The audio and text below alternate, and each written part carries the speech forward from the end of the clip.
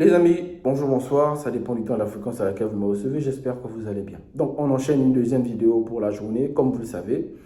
Hier, nos amis madrilènes ont joué juste après notre faux pas face au Real Betis.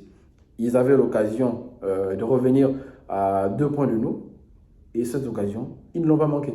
Donc le Real Madrid s'impose largement 3-0 face à Gérone. Gérone qui n'est réellement plus l'équipe qu'on a vue l'an dernier.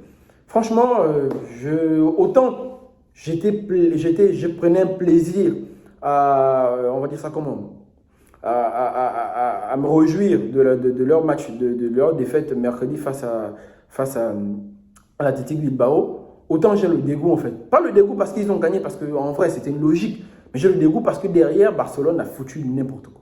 En vrai, le Barça a fait n'importe quoi.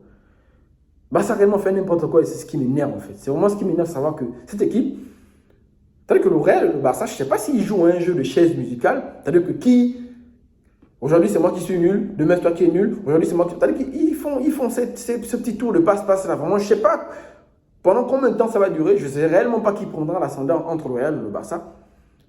Mais vivement que ça soit même le Real, parce que franchement le Barça, je n'arrive pas à comprendre, vous avez fait autant d'années en étant la risée de toute l'Europe. Aujourd'hui, vous avez un coach qui est réellement on va dire de la personnalité. Vous avez une équipe qui semble être une équipe très forte, très solide, avec un Lamine Yamal explosif. On appelle ça comment, un Rafinha tout autant renouvelé, sinon extraordinaire, qui a passé un cap. Un Lewandowski qui renaît de ses cendres. Et on a un Casado qui, voilà, on a vraiment une équipe. Un De Jong aussi, un Pedri qui... Voilà, flamboyant, un génie, un magicien qui a retrouvé de sa splendeur. Mais derrière, vous arrivez à faire des faux pas aussi bêtes. Je ne comprends pas. En vrai, je ne comprends pas cette équipe, je ne comprends pas.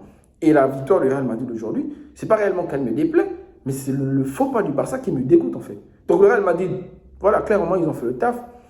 Mbappé qu'on a critiqué dernièrement, il a marqué un but. C'est vrai qu'il a raté une occasion, franchement, face au poteau, devant le gardien, il a vraiment raté une occasion franche.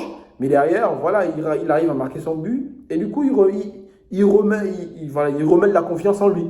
Et cette équipe du Real Madrid, ce qui leur manque cette saison, c'est vrai que le fait qu'il n'y a pas d'hégémonie en point de l'attaque, c'est-à-dire qu'ils n'ont pas encore trouvé un réel équilibre entre leur milieu de terrain et leur attaque. Mais derrière, c'est une équipe, lorsqu'ils sont en confiance, bah, ils sont capables de plier n'importe quel match, les gars. Le Real Madrid est capable de plier n'importe quel match. Et comme certains de mes amis madrilènes me le disent très souvent, nous ne sommes qu'en début de championnat. Et rassurez-vous, le Real Madrid se réveille toujours à la fin de l'année. Quand vous pensez qu'ils sont déjà morts, que vous les avez déjà enterrés, là, c'est là où ils renaissent. Et c'est ce qui est dangereux. C'est ce qui est dangereux. Si vous continuez à donner autant on appelle ça comment, de cartouches au Real Madrid, ben forcément, ils ne vont pas s'en priver. Forcément, ils ne vont pas s'en priver. Et là, actuellement, vous donnez l'opportunité au Real Madrid de prendre des points. Ils vont prendre des points. Et il leur reste un match en retard qu'ils vont gagner, rassurez-vous. Et là, derrière, vous vous retrouvez derrière maintenant. Vous étiez devant, vous vous retrouvez maintenant à courir derrière eux. Et à cette allure, je ne sais pas comment la fin de l'année va se terminer.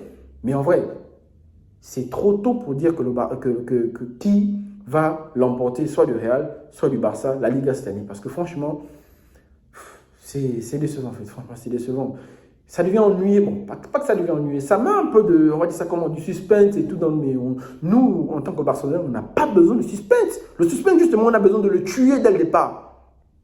On a besoin de le tuer dès le départ. Le Barça devait avoir l'occasion de tuer la Liga autant que possible pour se concentrer sur la Ligue des Champions. Parce que notre véritable problème, c'est la Ligue des Champions. Ça fait 5 saisons, ou je ne sais pas combien de saisons qu'on a pu remporter. Depuis 2015, qu'on l'a la dernière fois. Donc, depuis 2015, ça fait pratiquement 9 ans, je pense, aujourd'hui. 2015, 2016, 2017. Donc, ça fait 5 ans pour arriver en 2020. Et on est en 2024, donc ça fait pratiquement 10 ans qu'on a pu remporter la Ligue des Champions. Donc, ça, c'est notre objectif principal. Mais derrière, il ne faut pas oublier que l'objectif primaire, c'est d'abord la Liga. C'est vrai que le principal, c'est la Ligue des Champions, mais l'objectif primaire, d'abord, de base, c'est la Liga, qu'on avait déjà, semble-t-il, gagné au regard de la distance qu'il y avait entre le Real Madrid et le Barça. Mais derrière, quand le Barça commence à faire des matchs aussi catastrophiques, des résultats aussi pitoyables, forcément, tout se remet en question et vous prenez la confiance que vous aviez, vous la remettez sur un plateau d'argent au Real Madrid qui, eux, ne vont pas se priver, voilà, de vous la mettre bien profond. Et c'est ce qui se passe. Donc, en gros, les amis, je ne sais pas trop comment digérer ce mauvais résultat du Barça, mais franchement, les Madrilènes, félicitations à vous. Félicitations parce que, voilà, vous restez la grande équipe que vous avez toujours été, pendant que nous, on a du mal à renaître réellement de nos cendres. On le fait une saison, un match, 2-3 matchs, et après on retombe sur le même travers. J'ai l'impression que cette équipe ne grandira jamais en fait. Avec un De Jong qui, franchement, on ne va même pas parler du match de De Jong. J'ai déjà fait un débrief sur celui du Barça, mais franchement, le match de De Jong, son entrée catastrophique, c'est lui qui cause le penalty. C'est lui qui. Non mais en vrai, je ne sais pas comment. C'est vraiment pas croyable en fait. C'est vraiment pas croyable. Et ça fait mal les gars, ça fait vraiment mal. Ça fait vraiment mal. J'ai mal dormi en fait. J'ai vraiment mal dormi.